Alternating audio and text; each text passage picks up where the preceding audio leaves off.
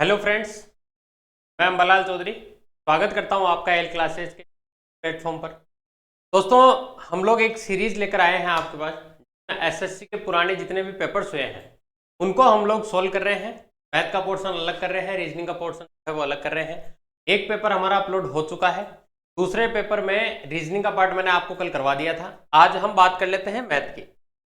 तो ये पेपर जो है वो एसएससी ने कंडक्ट करवाया था 2/12/2021। सेकेंड शिफ्ट का ये पेपर है हमारा। क्या क्या क्वेश्चंस आए हैं वो सारी बातें हम लोग आज चेक कर लेते हैं।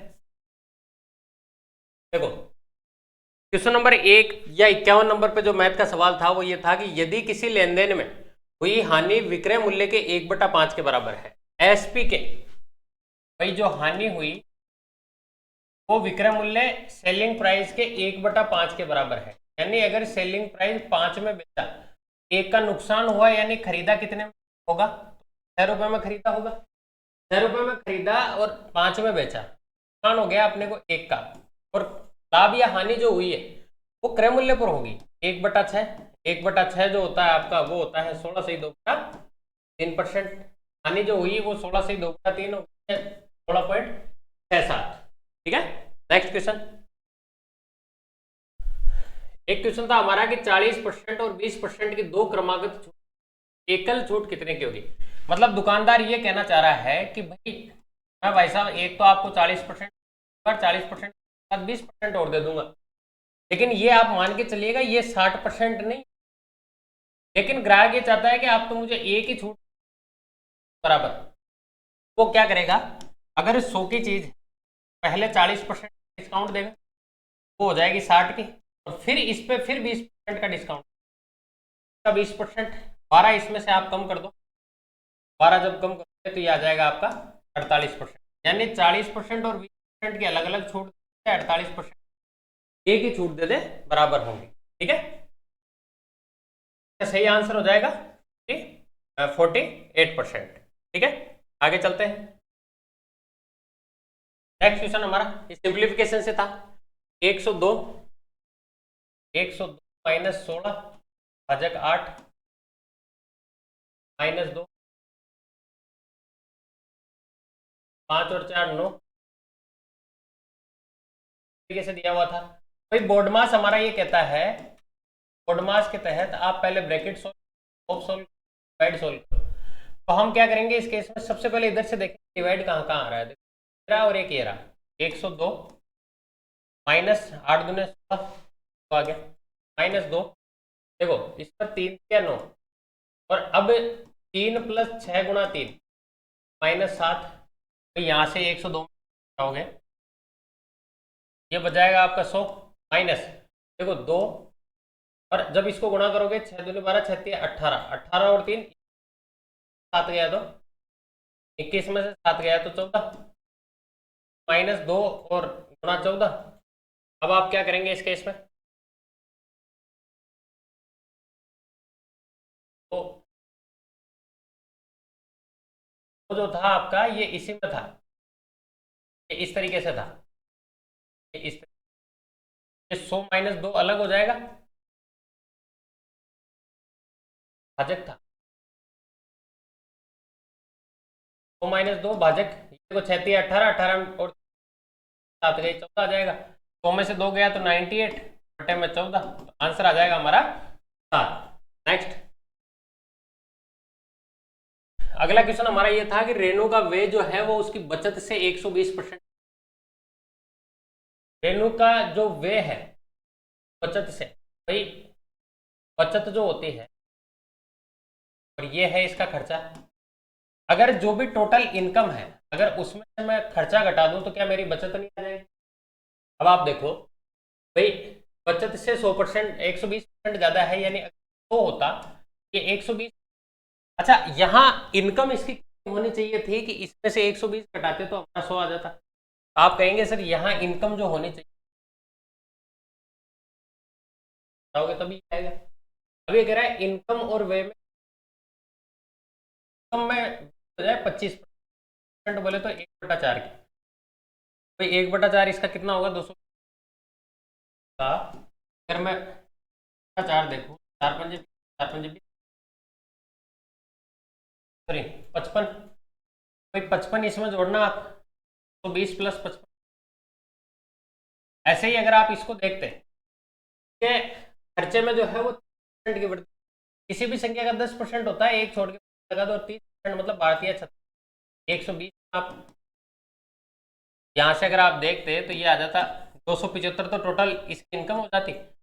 आप घटाते 156, भाई यहाँ से तो बचत आ जाती, वो कितनी आ जाती देखो, 6 और 9 15, एक 6 और 1 7, 119।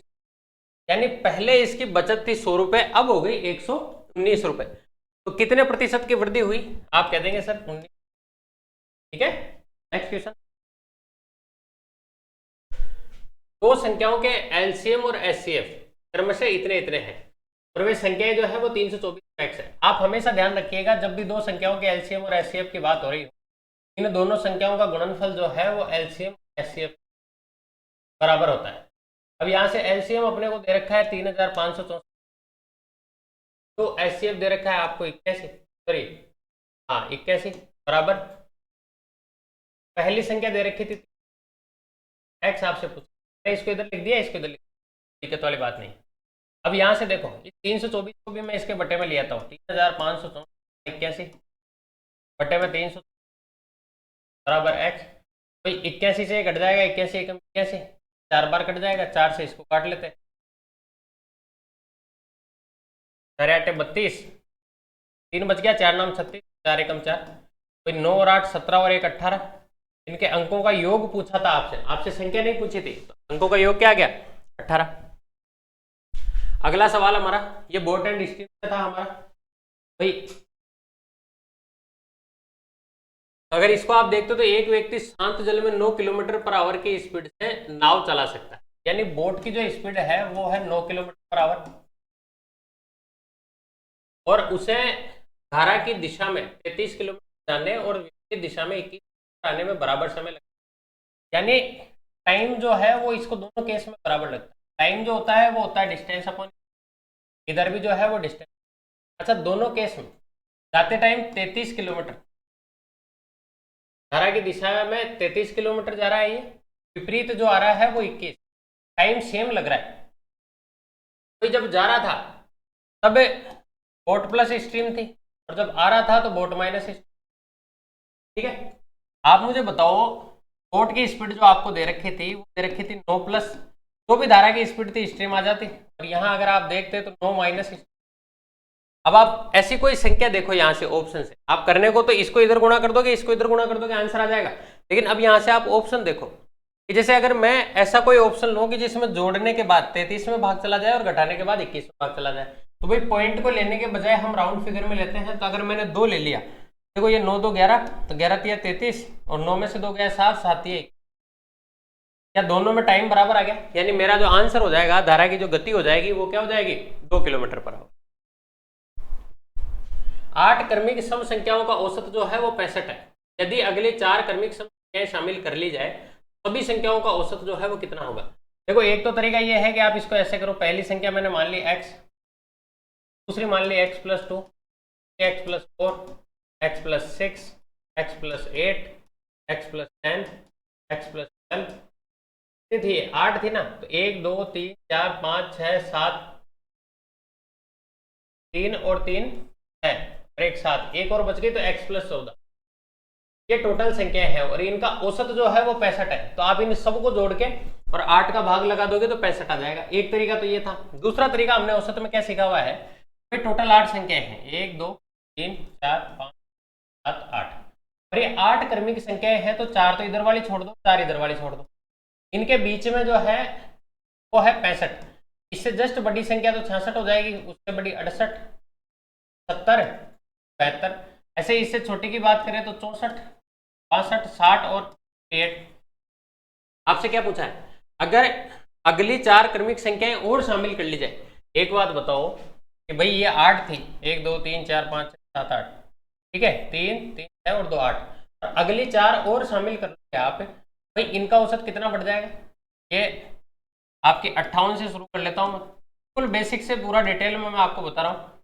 ये 66, 68, 70, 72, 74, 76, 78 और 80। आप देखो ये कितनी संख्याएं हो गई टोटल, 8 पहले थी, 4 अब हो गई, 8 और 4 12 हो गई। आप 6 में डिवाइड कर लो इसको, 3 और 3 6, ये 6 इधर, और इनके बीच में जो होगा वो होगा 69। बस यही हमारा आंसर था, तो हमारा आंसर हो जाएगा इसमें 69। नेक्स्ट क्वेश्चन, एक बार इसको आप खुद करने की कोशिश करें, मेथड ऑफ एलिगेशन से ये हो जाएगा आपसे। पहले आप खुद करने की कोशिश करें, फिर नहीं होगा फिर मैं बता दूंगा आपको। एक व्यापारी के पास 80 किलो चावल है जिसकी कुछ मात्रा में 15%, इसको आप मेथड ऑफ एलिगेशन बहुत इजी तरीके से कर सकते थे कि भाई टोटल 80 किलो चावल है उसके पास जिसमें से मात्रा में 15% के प्रॉफिट यानी 115 पे बेच रहा है, और शेष जो है उसको 5% की हानि पे यानी 95 पे बेच रहा है। लेकिन अगर पूरे माल को देखा जाए तो वो 112% है, ठीक है। तो 112% का प्रॉफिट हो रहा था, इन दोनों का अंतर ले लीजिए आप, तो भाई 95, 12 और 5 17, तो इधर आ जाता और इधर आ जाता आपका, तो 17:3 में बांट देता है इसको। तो क्या पूछा था, 15% लाभ में कितना बेचा, भाई 80 जो है वो वैल्यू है 20 की, आपसे पूछिए 17 की वैल्यू, 20 चौक 80, 17 चौक 68, तो 17 का मल्टीपल होगा वही आंसर होता, ठीक है। आगे चलिए, एक शंकु के वक्र पृष्ठ का क्षेत्रफल जो है वो 25√2 पाई है। देखो इन सवालों की ज्यादा से ज्यादा आप प्रैक्टिस करते रहोगे ना तो ये फॉर्मूले भी आपको याद हो जाएंगे, और मतलब आपके लिए एग्जाम का प्रेशर बहुत कम हो जाएगा, क्योंकि आपको ये पता लग जाएगा कि एग्जाम में कैसे क्वेश्चंस आ रहे हैं। एक शंकु के वक्र पृष्ठ का क्षेत्रफल, भाई शंकु जो होता है वो ऐसा होता है, और शंकु के वक्र पृष्ठ का क्षेत्रफल जो होता है वो होता है, देखो ये रेडियस, ये हाइट, ये होती है एल। वक्र पृष्ठ के क्षेत्रफल की बात करें तो वो होता है पाई आर एल, और वो आपको दे रखा है 25√2 पाई, ठीक है। देखो पाई से तो पाई खत्म हो गया, यहां से आर और एल बचा, आर एल बराबर 25√। इसने कहा शंकु की ऊंचाई जो है वो उसके आधार की त्रिज्या के बराबर है, शंकु की हाइट जो है वो उसके आधार की त्रिज्या के बराबर है, यानी हाइट और रेडियस दोनों जो है वो बराबर है। आपसे कहा है आधार की त्रिज्या बराबर है तो शंकु का आयतन कितना होगा, शंकु का आयतन आपसे पूछा, मुझे बताओ आप यहां से क्या मैं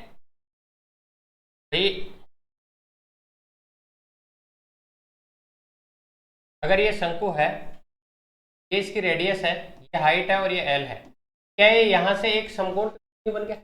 यहां से अगर मैं देखता तो मैं कह सकता था एल स्क्वायर बराबर H square plus R square, H और आर दोनों बराबर है तो इसको भी आर ही मान लेता हूँ, एल स्क्वायर बराबर हो जाएगा आपका आर स्क्वायर और ये 2r स्क्वायर हो जाएगा, जब इसका रूट आप करोगे हो जाएगा एल बराबर 2r, ठीक है। यहां से एल बराबर आ जाएगा आपका √2r, तो भाई √2r जो है वो आप यहां रख दीजिए, आर एल की जगह 25 पाई 25 तो आपका अलग से था, इससे ये कट गया, आर स्क्वायर बराबर आ गया 25, आर बराबर आ गया आपका 5। अब शंकु का आयतन क्या होता है, शंकु का जो आयतन होता है वो होता है 1/3 पाई आर स्क्वायर एच, तो भाई आर स्क्वायर एच ये 1/3, पाई जो है वो 22/3, आर जो है रेडियस आपकी 5 है तो 5 25, और एच जो है वो भी आपकी रेडियस के बराबर ही है 5 हो जाएगा। यहां से आप काटापीटी कर लीजिए, जब आप इसको कैलकुलेट करोगे देखो 25 दूने 50,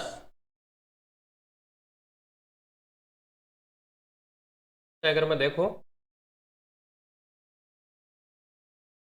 25 पंजे 125 करना है 22 से, तो 11 गुणा 2 लिख लेते हैं, 10 11 0 5 7 बटे में है आपका, देखो 21 एकम 21, 2750 में हम लोग भाग दे लेते हैं इसका, 21 एकम 21, यहाँ बच गया आपका 6 5 21 63 20 30 पॉइंट कुछ आएगा तो 130.95, ठीक है। नेक्स्ट क्वेश्चन, रमेश ने सुरेश की तुलना में 30% अधिक निवेश किया। देखो ये रमेश है, ये सुरेश है, रमेश ने सुरेश की तुलना में 30% अधिक, ये इससे 30% ज्यादा निवेश करता है, और सुरेश ने अरुण की तुलना में 40% कम निवेश, अरुण है, इसने इसकी तुलना में 40% कम निवेश। अब देखो ऐसे क्वेश्चन में आती है मान्य किसको, शुरुआत किससे करें, तो आप शुरुआत करो अरुण से। अगर ये 100% होता तो इसमें से 40% कम कर देते आप 60 हो जाता। और अगर ये 60 होता तो 60 से 30% ज्यादा तो 18 यानी ये 78 में। ठीक है, जिसने 8,000 रुपए का निवेश किया था। अब ये किसकी बात हो रही है? सुरेश ने अरुण की तुलना में 40% कम निवेश किया। जिसने जब भी आए ना, ये बड़ा खतरनाक शब्द होता है, ये जस्ट बगल वाले के लिए आता है। यानी अरुण ने जो निवेश किया है वो 8,000 रुपए किया है, और ये 8,000 जो है ये वैल्यू है 100 की। आपसे पूछा गया है, इसमें आपसे पूछा है रमेश और इनके बीच का अंतर, तो भाई इनके बीच का अंतर जो है वो 18 है, तो 18 की वैल्यू आपको पता करनी थी। 18 × 144, आंसर जो आ जाएगा वो आ जाएगा हमारा 1440। ठीक है, आगे चलते हैं। एक स्पोर्ट स्टोर अपनी वस्तुओं पर 19% की छूट देता है और ऑनलाइन वॉलेट से भुगतान करने पर ग्राहकों को घटे हुए मूल्य पर 2% अतिरिक्त छूट देता है।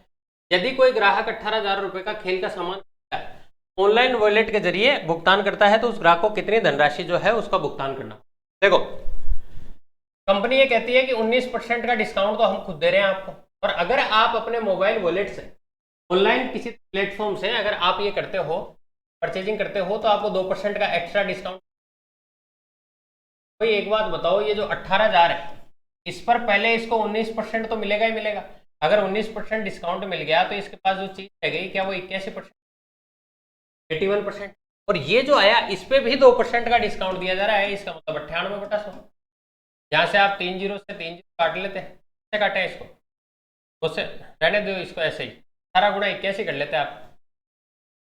18 का 81 × 98 कर लो, ये 8 64 और 9 73 3 7 72 और 7 79, और इसको गुणा करना है आपको 18 से। 18 आंसर ये आना चाहिए, 18 × 114।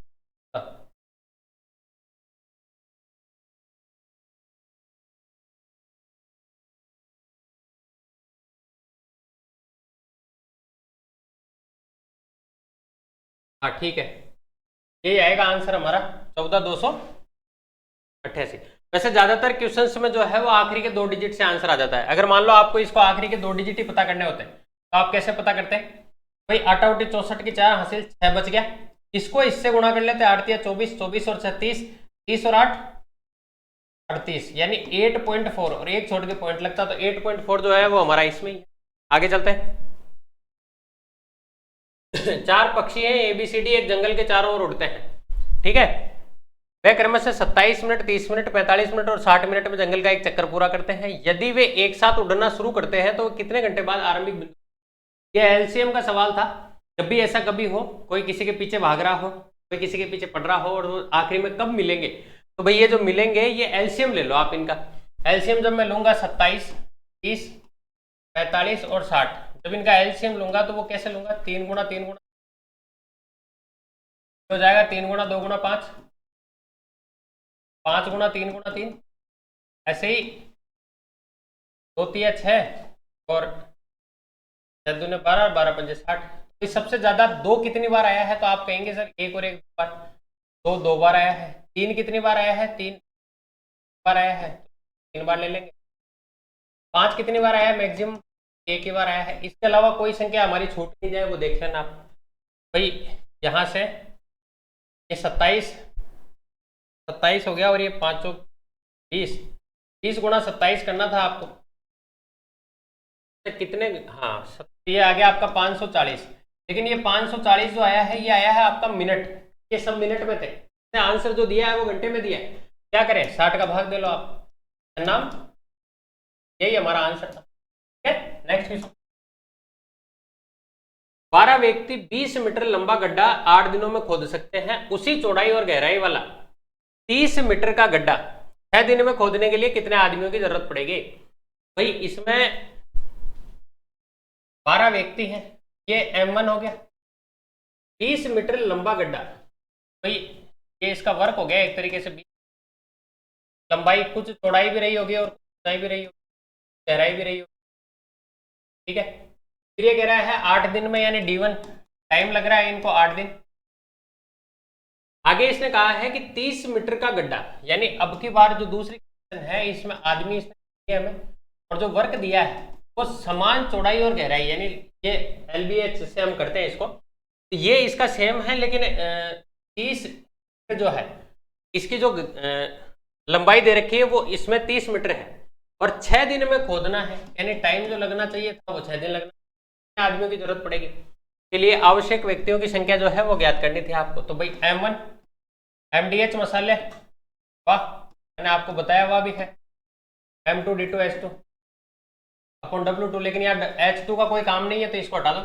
M1 है 12, 8 दिन लग रहे हैं, 30 मीटर ये आ गई, यहाँ इधर M2 पता नहीं है, 6 दिन बटे में 30, 0 क्या, 2 चौक 8, 6 एकम 6, 6 दूने 12, तो 4 दूने 8, यानी कितने आदमियों की जरूरत पड़ेगी, कितने आदमियों की जरूरत पड़ेगी, ये 3 इससे गुणा होगा, 8 दिया 24, कितने आदमी थे, 8 नहीं 24।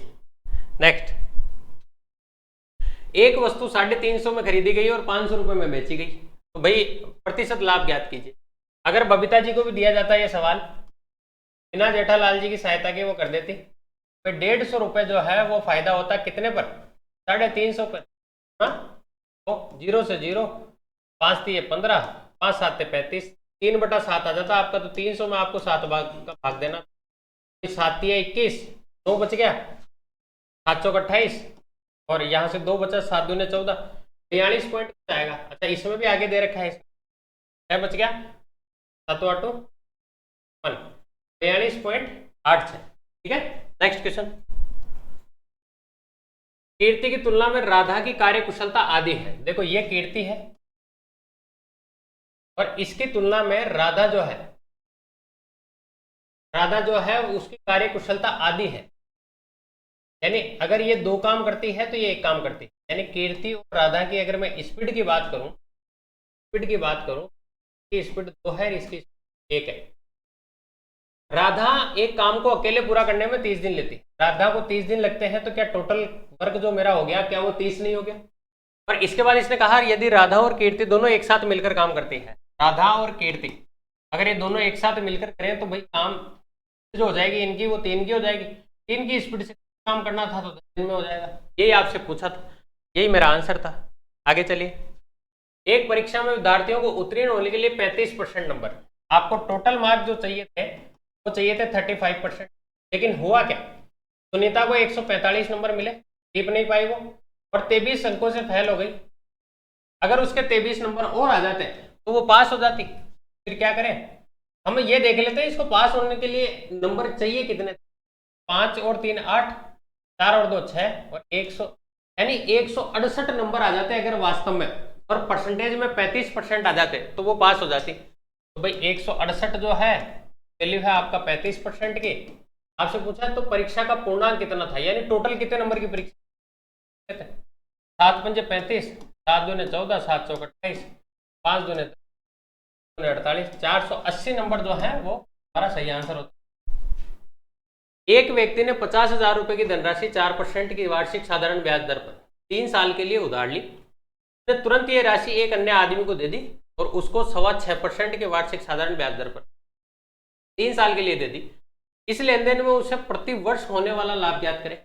एक बात बताओ, उस आदमी ने 50,000 रुपए जो है वो किसी, और 4% पे तो इसने लिए, और 6.25, भाई 6.1 6 से ही 1/4 और 6 बात है, इसको कुल मिलाकर फायदा कितने का होगा, कहेंगे साहब 2.25% का हर साल इसको फायदा होगा, और हर साल का ही पूछा आपसे, तो इस 50,000 का क्या हम ये 2.25% जो है वो नहीं पता कर लेते, पॉइंट हटाओ तो बटे में डबल जीरो लगा दो आप, 4 जीरो से 4 जीरो कट गई, 5 25 की 5 हासिल 2, 5 दूने 10 और 2 12 की 2 हासिल 1, 5 दूने 10 11, 1125 रुपए का जो है वो हर साल फायदा होता। अगर ये हमसे 3 साल का पूछता तो हम इसको 3 से गुणा कर देते, ठीक है।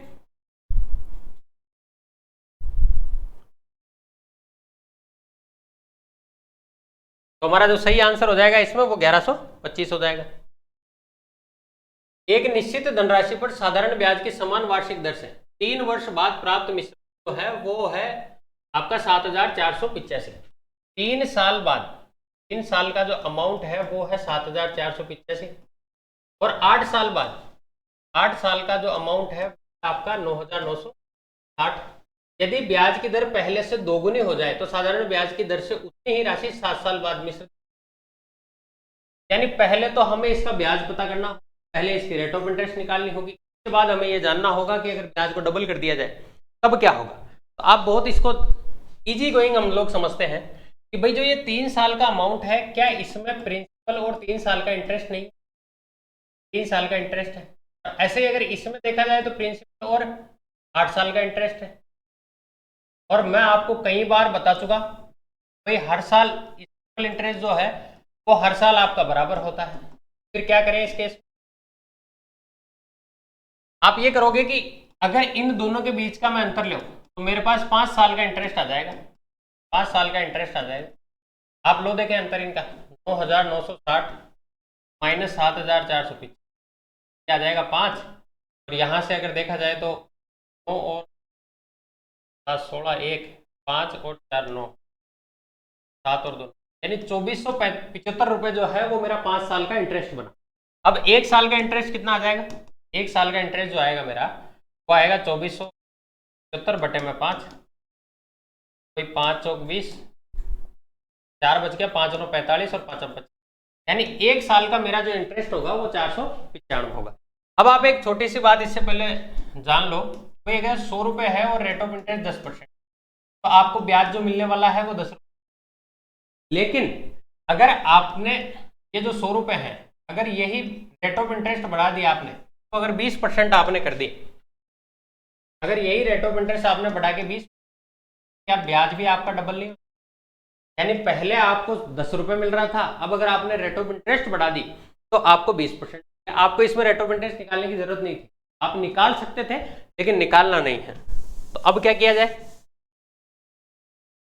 यानी मुझे 1 साल का जो इंटरेस्ट मिलता, 1 ईयर का जो इंटरेस्ट था वो मिलता 495, लेकिन अगर मैंने पैसा डबल कर दिया 1 साल में, यही जो है वो डबल हो जाएगा, 5 दूनी 10, 5 ले 18 और 1 19, 1 8 और 1, यानी 990 रुपए जो है वो मुझे हर साल मिलने लग जाए। और इसने कितने साल का पूछा है, 7 साल का, तो भाई 9 को आप गुणा कर दीजिए, 0 7 9 63, 63 के 3, भाई 0 और 63, ये मुझे इसी में दिखता है तो यही आंसर हो जाएगा 129।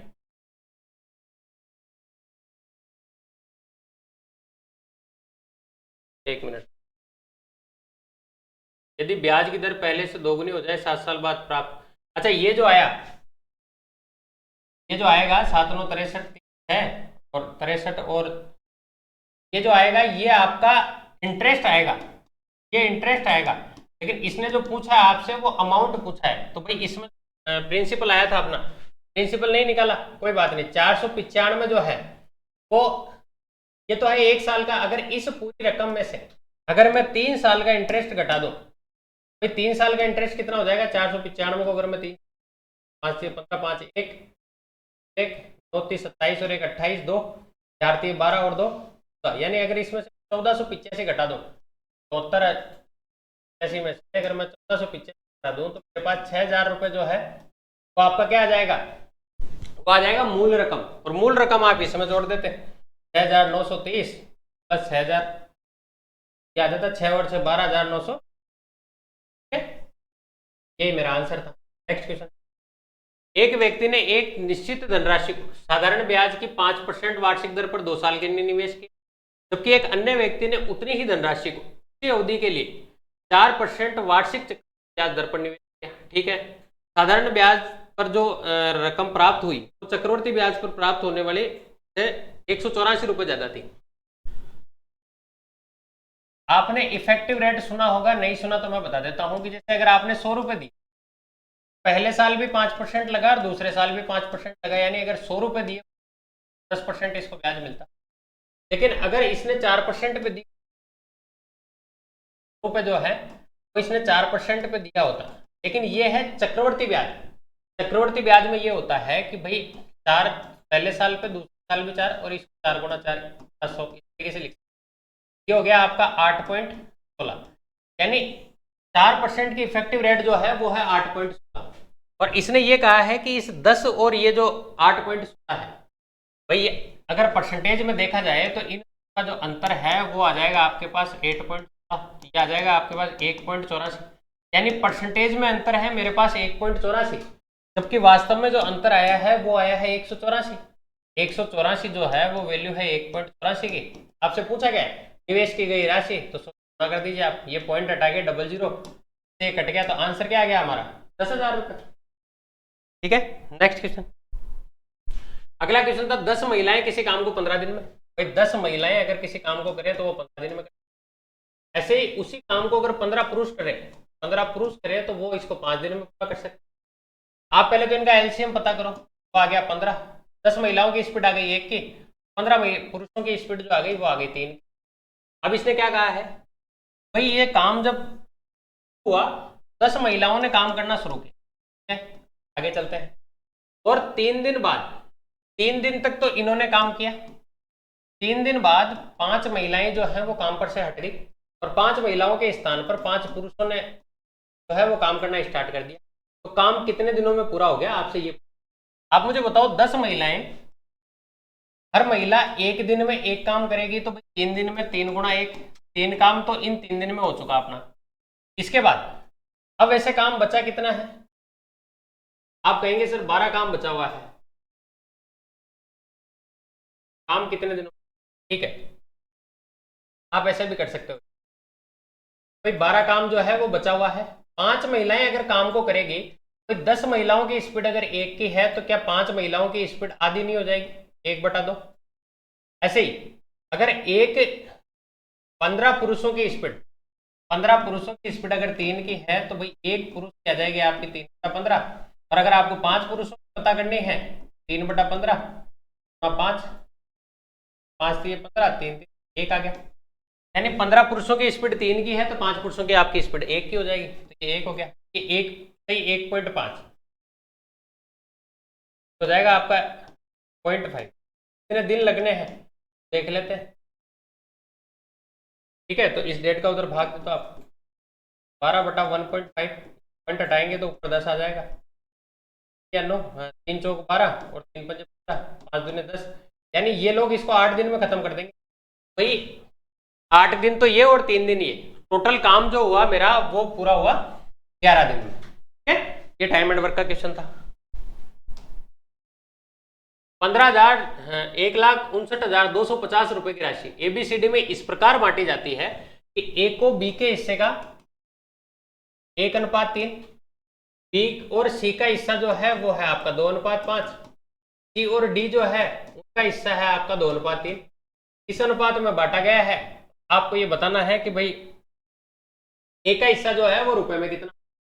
तो भाई यहां से मैंने आपको बताया हुआ है, रेशियो एंड प्रोपोर्शन चल भी रहा है अभी, कि इसको खाली स्थान से यहीं से भर दो, इसको खाली स्थान इससे भर दो, इसको खाली स्थान यहां से भर दो, ये 2, ये भी 2, ये हो जाएगा 2 दूने 4 और 2 दूने 4, 4 3 12, 5 3 15 और 15 दूने 30, 5 3 15 और 15 3 45, ये 5 और 2 7 और 4 11, हासिल 1, हासिल 1, 5 और 3 8 और 1 9, 93 आएगा भाई। तो 159,250 है, इसमें आप 91 का भाग दीजिए, ये इससे पूरा पूरा कटेगा, आप ये बात मान के चलिएगा। 91 का भाग दिया तो 91 का 91, ये आ गया आपका 8, 9 और 6 15। इसके बाद आप 2 उतार लो यहाँ, 18 9 4 47 9 6 63, 7 एकम 7, 7 9 63, ऐसे ही 7 और 5 12, 1 4 और 4 8, इसके बाद आ गया 5, ये कट जाएगा 5 बार, ये 450 और इसके बाद 0, 1750 आ जाएगा मेरा, यानी 159,250 है वो वैल्यू है 91 की, 4 की वैल्यू। ये इससे कितनी बार कटा, 1750 बार, 4 पंजे 20, हासिल 2, 7 चौक 28 और 2 3, 4 और 3 7, तो मेरा आंसर जो आ गया वो आ गया 7,000। नेक्स्ट, ये फिर सिंप्लीफिकेशन का सवाल था।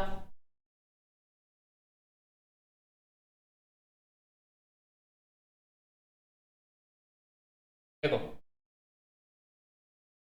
21 प्लस माइनस 18 गुणा 2, ठीक है, माइनस, सबसे पहले ब्रैकेट को सोल्व करेंगे। तो अगर मैं ब्रैकेट देखूं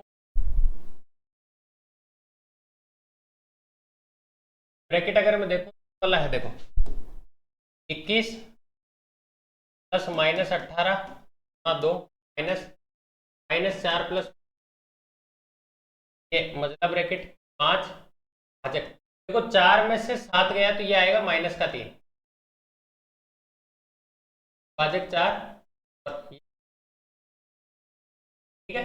अब क्या कर सकते हैं, यहाँ से 21 प्लस माइनस 18, 4 दूनी 36 लिख सकते हो आप, माइनस का 36 माइनस, देखो ये 5 में आप भाग दोगे -3 का, तो माइनस का 4 प्लस 15 गुणा हो जाएगा 5, भाग दोगे आप -3, भाई -3 का भाग दोगे तो यहाँ भी माइनस आ जाएगा, 3 पंजे 15, 5 में 25 आ जाएगा ये।